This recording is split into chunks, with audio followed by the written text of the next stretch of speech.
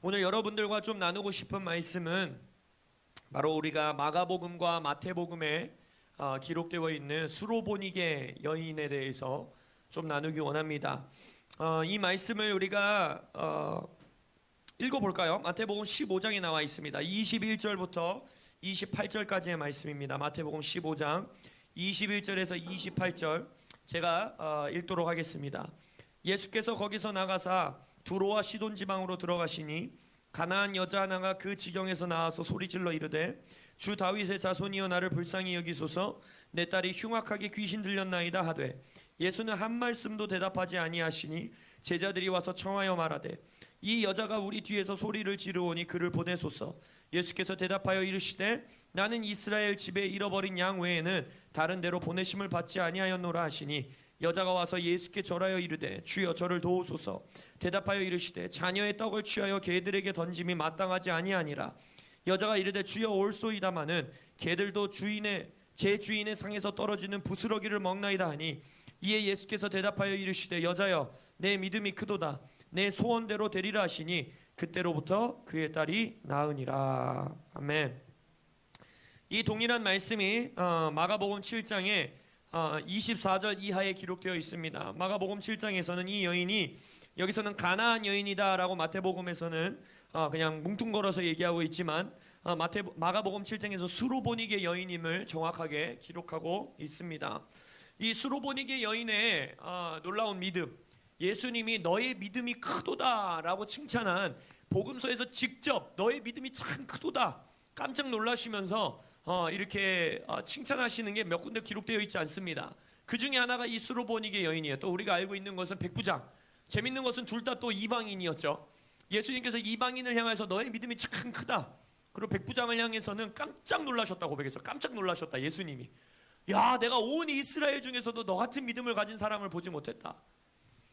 근데 이 두 이방인을 칭찬하시는데 오늘 수로보니게 여인에게는 우리가 이런 말씀을 많이 묵상하지 않습니까? 막 이 여자를 향해서 넌 개 같은 여자다라고 예수님이 외쳤는데도 막 여자가 거기서 물러서지 않고 자신의 딸을 위하여 회복을 위하여서 막 예수님께 마치 진짜 바짓가랑이 붙들고 막 간절히 주님께 구했을 때 그 자녀를 회복하게 하시는, 오늘 우리가 기도했던 것처럼 한국 교회의 미래에는 다음 세대의 회복에 달려 있습니다.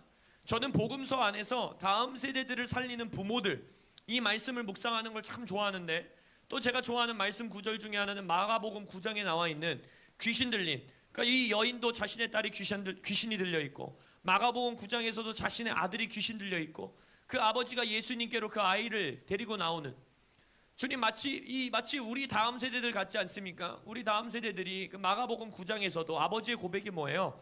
이 아이가 귀신이 들려서 자신의 몸을 자신이 물에 던지는지 불에 던지는지 분간을 못한다라는 거예요. 지금 우리의 다음 세대들의 모습과 같지 않습니까?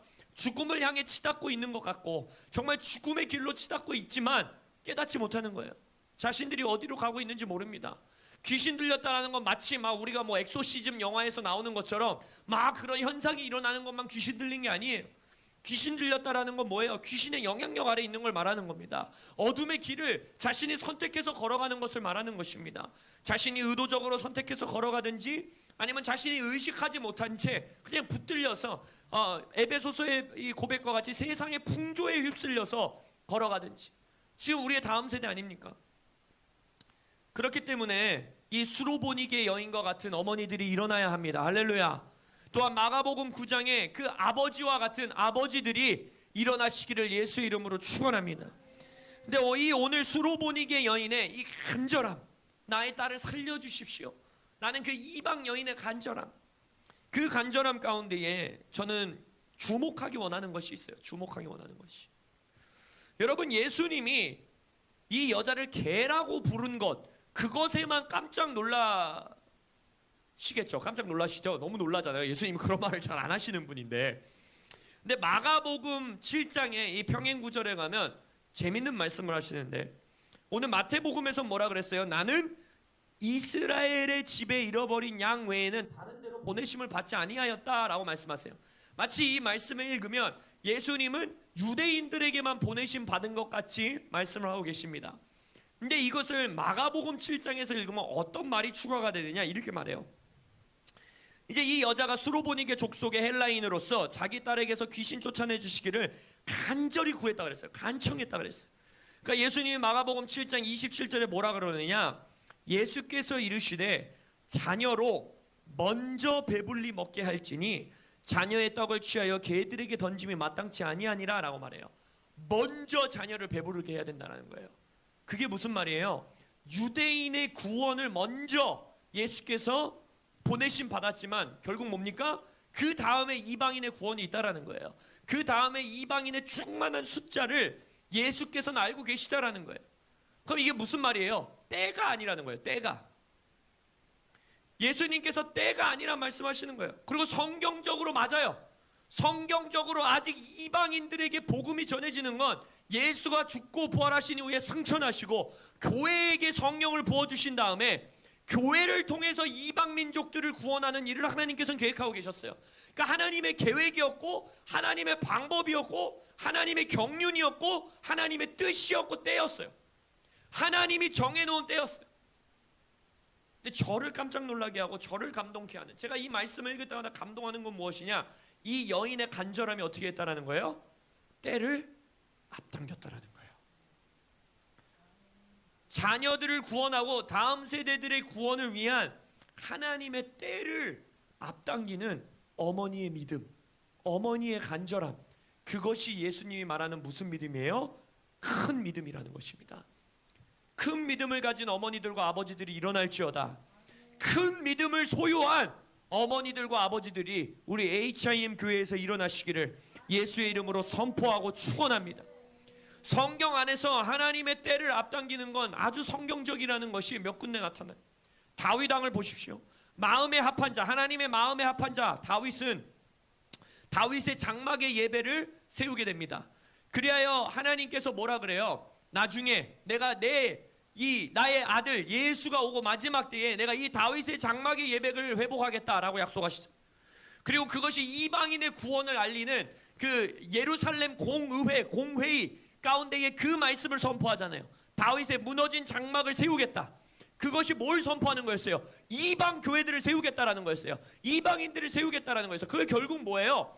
하나님의 때는 저 멀리 신약 시대에 있었는데 다윗은 어떻게 했다라는 거예요? 하나님의 마음에 합한 자로서 하나님의 마음 속에 마치 이 여러 어려운 절차들을 통해서 정말 1년에 한 번 대제사장만 죽을까 말까, 나 죽으면 어떡하지 막 무서워 벌벌 떨면서 그 하나님의 지성소, 하나님의 임재, 하나님의 영광 안으로 들어가는 게 하나님의 궁극적인 뜻이 아니구나.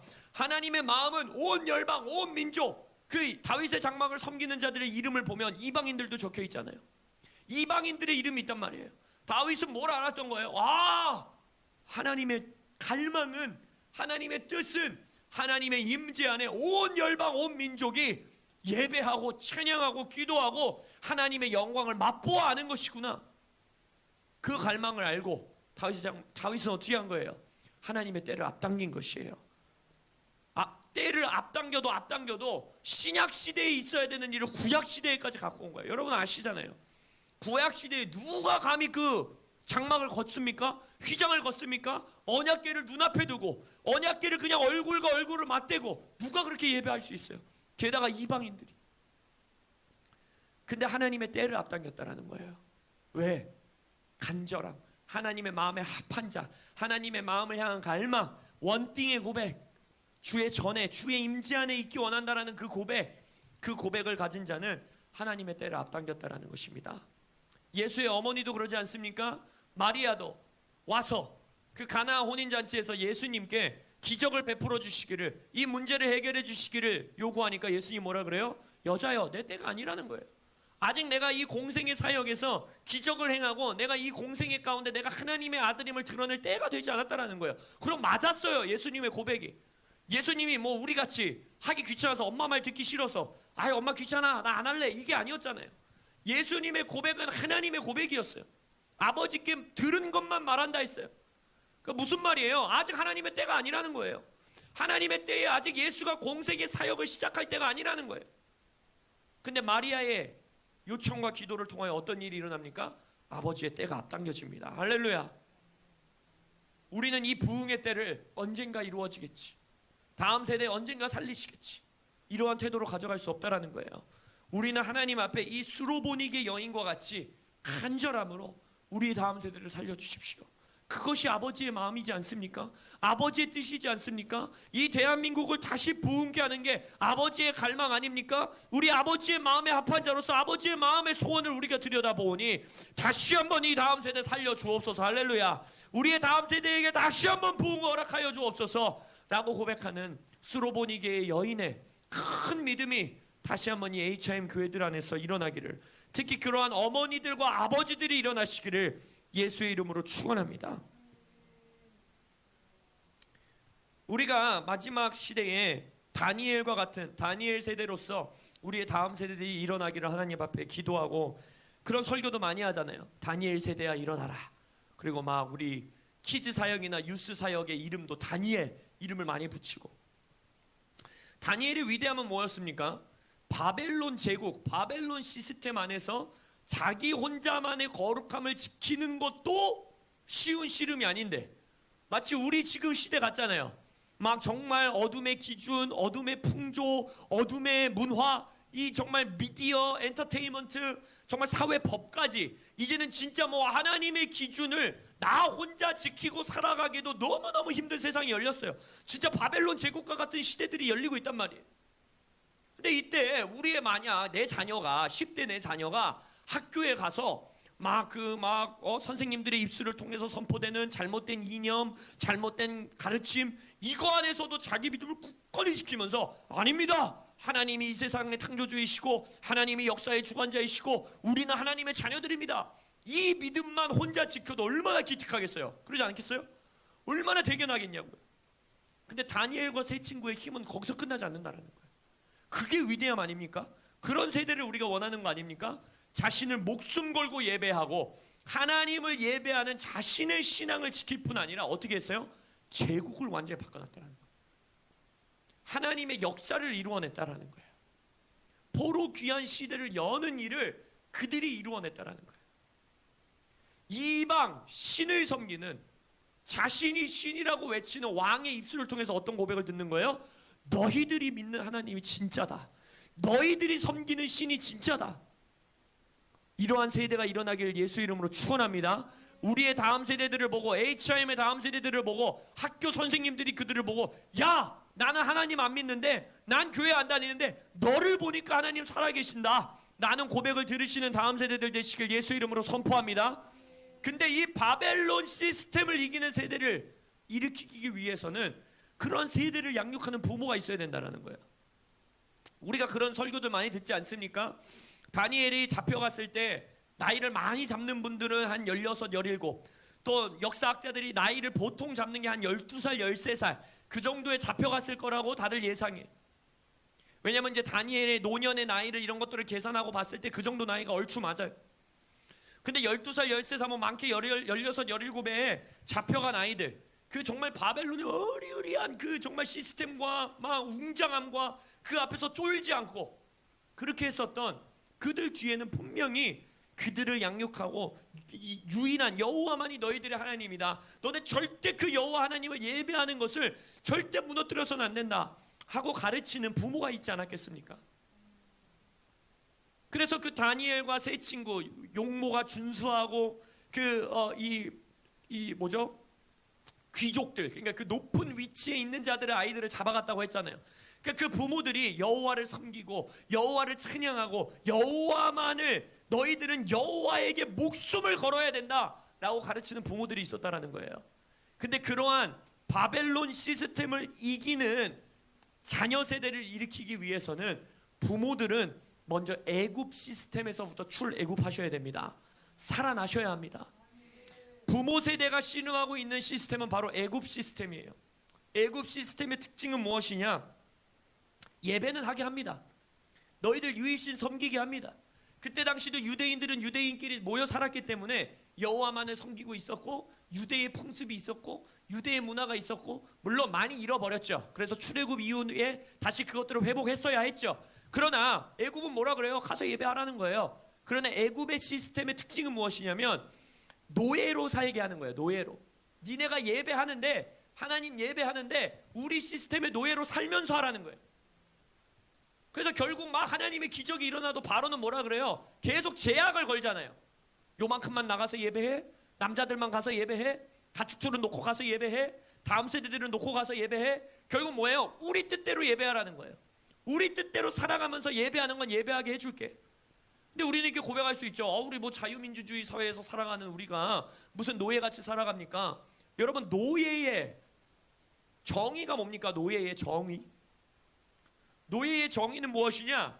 나의 노동을, 나의 힘을, 나의 삶을 드리고 뭘 받는 거예요? 먹고 사는 문제를 해결하는 거예요. 나를 먹여주고 나를 재워주는 거예요. 그러면 나는 나의 노동을 제공하는 겁니다. 이게 노예예요. 지금 현대 사회의 노예들이 아닙니까? 이 시대가. 우리가 직장 다니고 돈 버는 목적과 이유가 만약 우리 먹고 사는 문제, 내 자녀의 교육 문제, 만약 거기에 머물러 있다면, 만약 우리의 기도가, 우리 부모 세대의 기도가 다음 세대의 부흥, 다음 세대의 정말 하나님의 유업을 물려주는 거, 하나님 나라적 차원의 기도가 아니라 지금 나의 문제 해결, 나의 건강 문제 해결, 나의 돈 문제 해결, 나의 관계 문제 해결, 나의 가정의 문제 해결, 만약 여기에 머물러 있다면 우리는 어쩌면 아직 애굽 시스템에서 벗어나지 않은 것일 수 있다는 거예요. 그러나 바벨론 시스템을 무너뜨리는 다음 세대를 일으키기 위해서는 애굽 시스템으로부터 출애굽하신 자유케 된 여호와 하나님의 광야를 넘어서 이제 약속의 땅으로 들어가는 부모 세대가 일어나야 합니다. 여러분, 아까도 우리가 계속해서 기도 가운데 선포했지만 유업을 물려받는 세대가 먼저 준비되는 게 아니에요. 유업이라는 건 유업을 물려줄 자가 있어야 합니다. 유업을 물려줄 자가 없는데 어떻게 유업을 물려받을 자가 생기겠어요? 유업을 물려받을 세대가 일어나기 전에 유업을 물려줄 유업이 있는 우리 부모 세대가 일어나야 합니다.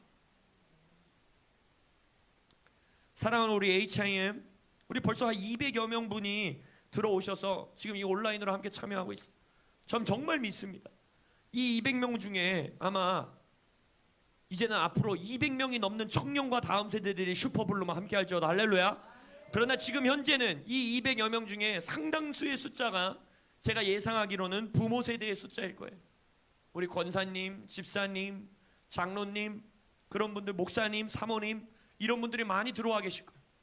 만약 이 200명의 부모 세대가 애굽 시스템으로부터 출애굽하여 우리의 기도의 방향을, 우리의 예배의 방향을 다음 세대의 부흥을 위하여, 유업을 물려주는 것을 위하여, 이 나라의 다음 세대, 이 나라의 청년 세대, 이 나라의 유스 세대에게 우리가 쏟아붓는다면 저는 이 나라, 이 땅에 소망이 있다고 믿습니다. 하나님은 숫자를 원하시는 것이 아닙니다. 하나님은 하나님의 마음에 합한 자들을 찾고 계시는 것입니다. 그래서 여러분들의 자녀들을 위하여 먼저 기도하십시오. 여러분들의 교회의 다음 세대들을 위하여 먼저 무릎 꿇으십시오. 그리고 여러분의 도시와 이 나라의 다음 세대들을 위하여 수로보니게의 여인의 믿음과 같이 큰 믿음 가진 하나님의 때를 앞당기는, 여러분, 우리 다음 세대의 부흥의 때, 가장 지금이 부흥의 때가 아닌 때같이 보이지 않으세요? 지금보다 더 다음 세대의 부흥이 없을 것 같은 때가 없지 않으세요?